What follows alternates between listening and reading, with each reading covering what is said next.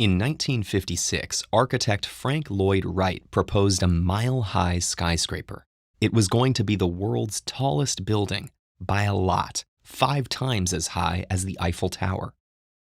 But many critics laughed at the architect, arguing that people would have to wait hours for an elevator, or worse, that the tower would collapse under its own weight. Most engineers agreed, and despite the publicity around the proposal, the Titanic Tower was never built. But today, bigger and bigger buildings are going up around the world.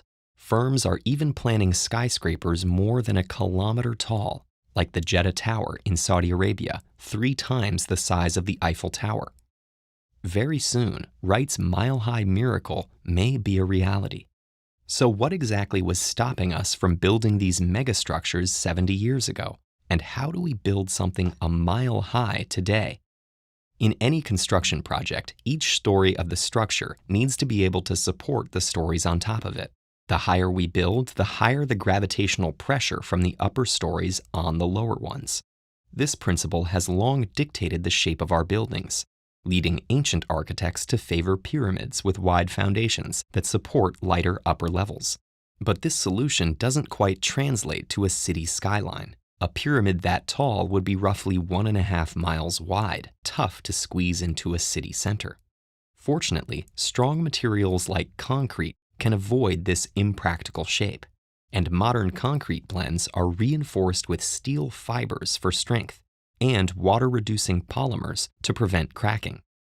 The concrete in the world's tallest tower, Dubai's Burj Khalifa, can withstand about 8,000 tons of pressure per square meter, the weight of over 1,200 African elephants. Of course, even if a building supports itself, it still needs support from the ground. Without a foundation, buildings this heavy would sink, fall, or lean over. To prevent the roughly 500,000-ton tower from sinking, 192 concrete and steel supports, called piles, were buried over 50 meters deep. The friction between the piles and the ground keeps this sizable structure standing. Besides defeating gravity, which pushes the building down, a skyscraper also needs to overcome the blowing wind, which pushes from the side. On average days, wind can exert up to 17 pounds of force per square meter on a high-rise building, as heavy as a gust of bowling balls. Designing structures to be aerodynamic, like China's sleek Shanghai Tower, can reduce that force by up to 1/4. And wind-bearing frames inside or outside the building can absorb the remaining wind force, such as in Seoul's Lotte Tower.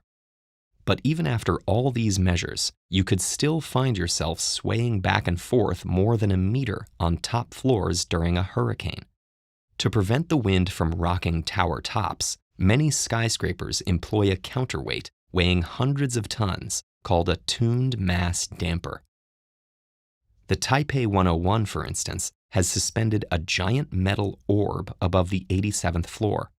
When wind moves the building, this orb sways into action, absorbing the building's kinetic energy. As its movements trail the towers, hydraulic cylinders between the ball and the building convert that kinetic energy into heat and stabilize the swaying structure. With all these technologies in place, our megastructures can stay standing and stable.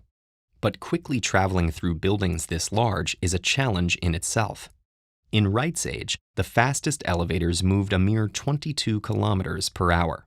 Thankfully, today's elevators are much faster, traveling over 70 kilometers per hour, with future cabins potentially using frictionless magnetic rails for even higher speeds.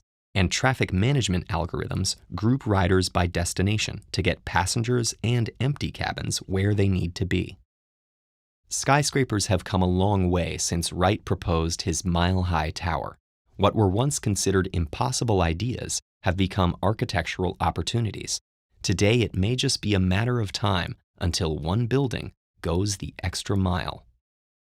How do engineers ensure that these massive structures don't come down in an earthquake? Check out this lesson and learn why it's not the sturdiest buildings, but the smartest that remain standing.